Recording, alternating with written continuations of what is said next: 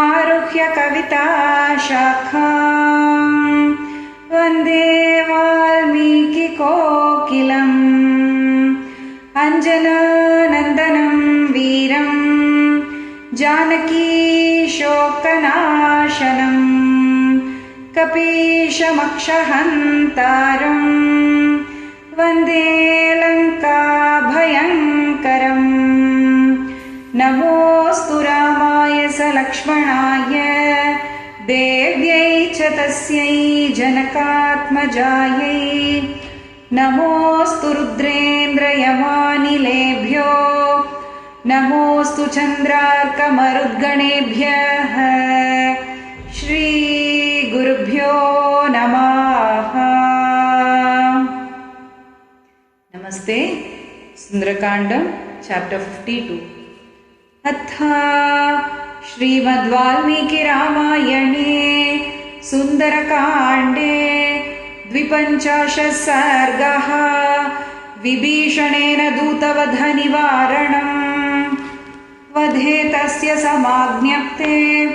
रावणेन दुरात्मना निवेदितवतो दौत्यं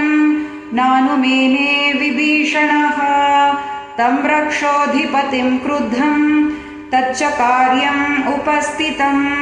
विदित्वा चिन्तयामास कार्यं कार्यविधौ स्थितः निश्चितार्थस्ततः साम्ना पूज्यं शत्रुजितग्रजम् उवाच हितमत्यर्थं वाक्यं वाक्यविशारदः क्षमस्वरोषं त्यज राक्षसेन्द्र प्रसीद मद्वाक्यमिदं शृणुष्व वधं न कुर्वन्ति परावरज्ञा दूतस्य सन्तो वसुधादिपेन्द्राः राजधर्मविरुद्धं च लोकवृत्तेश्च गर्हितं तव चासदृशं वीर कपेरस्य प्रमापणम् धर्मज्ञश्च कृतज्ञश्च राजधर्मविशारदः परावरज्ञो भूतानां त्वमेव परमार्थवित् गृह्यन्ते यदि रोषेण त्वादृशोऽपि विपश्चितः ततः शास्त्रविपश्चित्वं श्रम एव हि केवलम् तस्मात् प्रसीद शत्रुघ्न राक्षसेन्द्र दुरासदा युक्तायुक्तं विनिश्चित्य दूते दण्डो विधीयताम् विभीषणवचः श्रुत्वा रावणो राक्षसेश्वरः रोषेण महताविष्टो वाक्यम्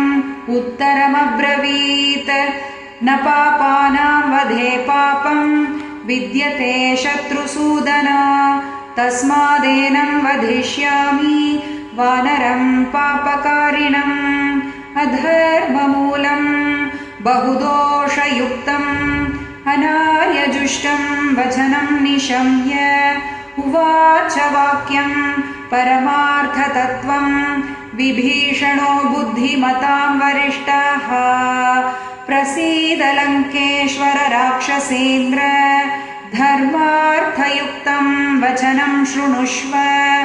दूतानवद्याः समयेषु राजन् सर्वेषु सर्वत्र वदन्ति सन्तः असंशयं शत्रुरयं प्रवृद्धः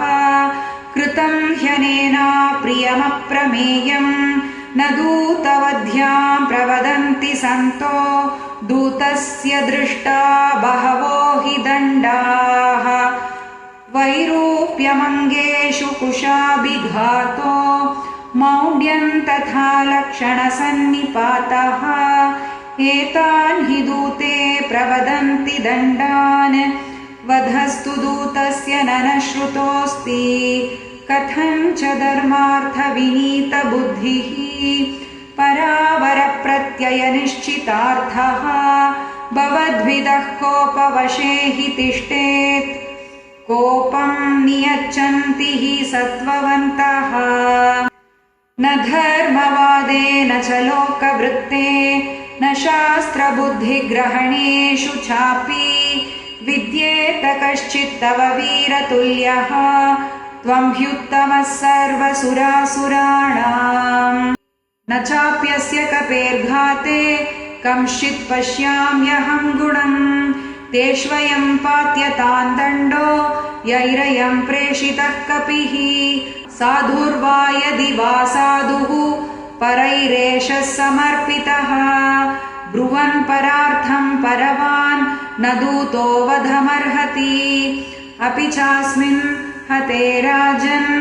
नायं पश्यामि खेचरम् इह यः पुनरागच्छेत् परं पारं महोदधेः तस्मान्नास्य वधे यत्नः कार्यः परपुरञ्जयः भवान् सेन्द्रेषु देवेषु यत्नमास्तातुमर्हति अस्मिन् विनिष्टे न हि दूतमन्यं पश्यामि यस्तो नरराजपुत्रो युद्धाय युद्धप्रियदुर्विनीता बुद्ध्यो जये दीर्घपथावरुद्धौ पराक्रमोत्साहमनस्विनाञ्च सुरासुराणामपि दुर्जयेन त्वया मनोनन्दननैरृतानां युद्धाय तिर्नाशयितुं न युक्ता हिताश्च सूराश्च समाहिताश्च कुलेषु जाताश्च महागुणेषु मनस्विनः शस्त्रभृतां वरिष्ठाः कोट्यग्रतस्ते सुभृताश्च योधाः तदेकदेशेन बलस्य तावत् केचित्तवादेशकृतोऽभियान्तु तौ राजपुत्रौ विनिगृह्य युद्धे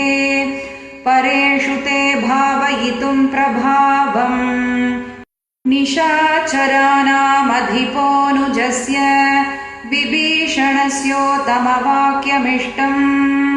जग्राह बुद्ध्या सुरलोकशत्रुः महाबलो राक्षसराजमुख्यः क्रोधं च जातं हृदये निरुध्य विभीषणोक्तं वचनं सुपूज्य उवाच रक्षोऽधिपतिर्महात्मा विभीषणं शस्त्रभृतां वरिष्ठम् इत्यार्षे श्रीमद् रामायणे सुन्दरकाण्डे 25 सर्गः।